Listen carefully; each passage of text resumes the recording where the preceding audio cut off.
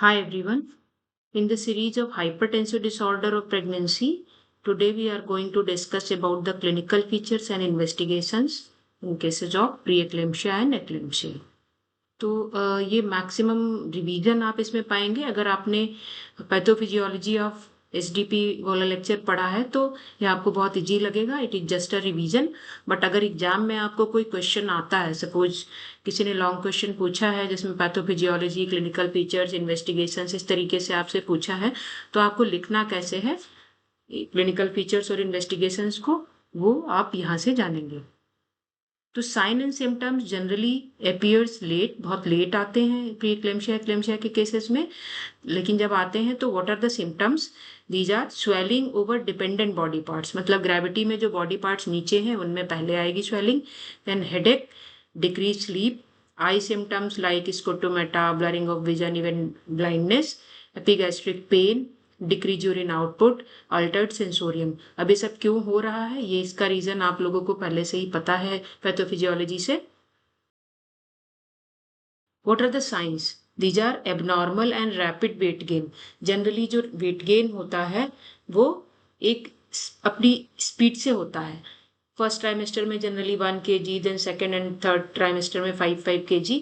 But यहाँ पे बहुत जल्दी से वेट गेन हो जाता है because of fluid retention. High BP मिलेगा, पीडल एडिमा मिलेगा क्योंकि डिपेंडेंट पोर्शन है पैर, पल्मोनरी एडिमा मिलेगा, इंट्रायूट्राइन ग्रोथ रेस्ट्रिक्शन हो जाता है और ओलाइगोहेड्रोमनियोस मतलब लाइकर एमनियाई कम हो जाता है. ये सब क्यों हो रहा है? Again it is clear from the pathophysiology of STP. Now, what are the complications? Complications can be maternal or fetal.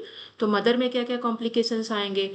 There में भी टंग बाइट. जब पेशेंट को टोनिक क्लोनिक सीजर्स आते हैं तो टंग कई बार दोनों जॉस के बीच में फंस जाती है, तो टंग टीथ से टंग बाइट हो जाता है. If the patient is in standing और सिटिंग पोजीशन, सी में फेल फ्रॉम द हाइट, तो उसकी वजह से हेड ट्रॉमा हो सकता है.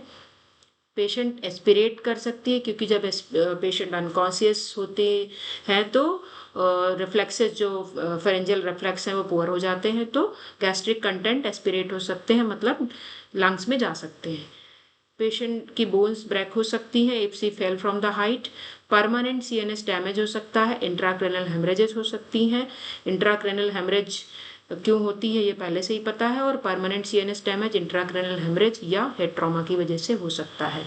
renal failure, injuries due to falling from the bed, disturbed vision and psychosis. Patient may go into shock.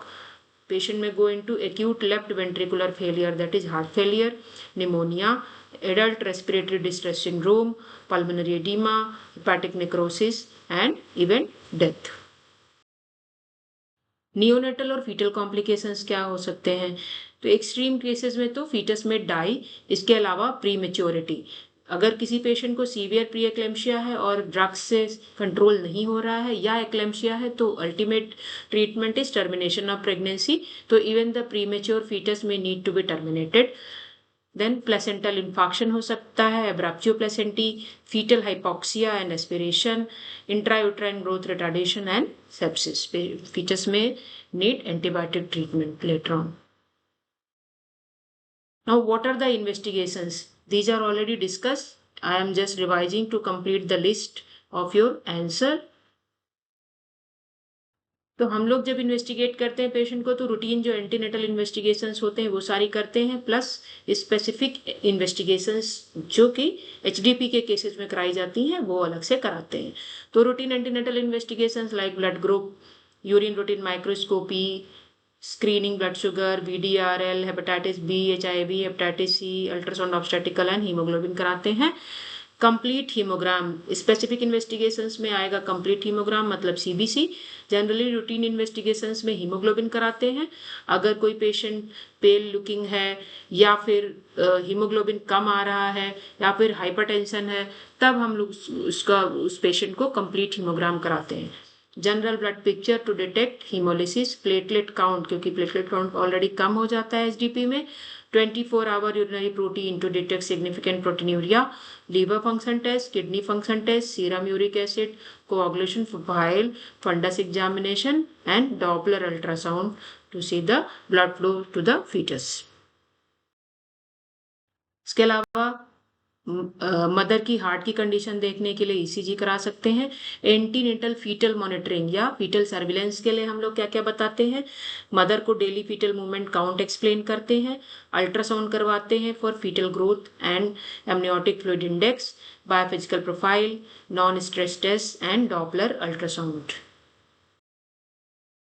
These are the biochemical parameters. First column is showing normal pregnancy parameters and the second one is showing severe preeclampsia eclampsia parameters. तो bilirubin more than 1.2 milligram per decilitre generally मिलता है. SGPT SGOT will be more than double, that is 70 to 80 international units per liter. Alkaline phosphatase more than 300 units per liter. LDH more than 600 international units. Serum urea 20 to 25 milligram per deciliter. Serum creatinine more than 1 milligram per deciliter. Uric acid more than 6 milligram per deciliter. General blood picture कराएंगे तो haemolytic cells मिलेंगी like bird cells and schistocytes. Platelet count will be less than 1 lakh. 24 hour urinary protein will be generally more than 300 to 500 milligram. और fundus examination करेंगे तो वहाँ पे constriction of the arterioles मिल सकता है, increase in vein to artery ratio मिल सकता है, segmental वेजोस्पाज्म of the retinal artery मिल सकता है.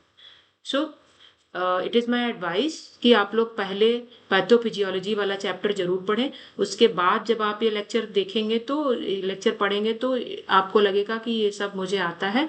तो if you know the pathophysiology you know everything, even the clinical features and investigations are very easy. So I'll write the link of that lecture in the description box. Please go through that lecture also. Thank you.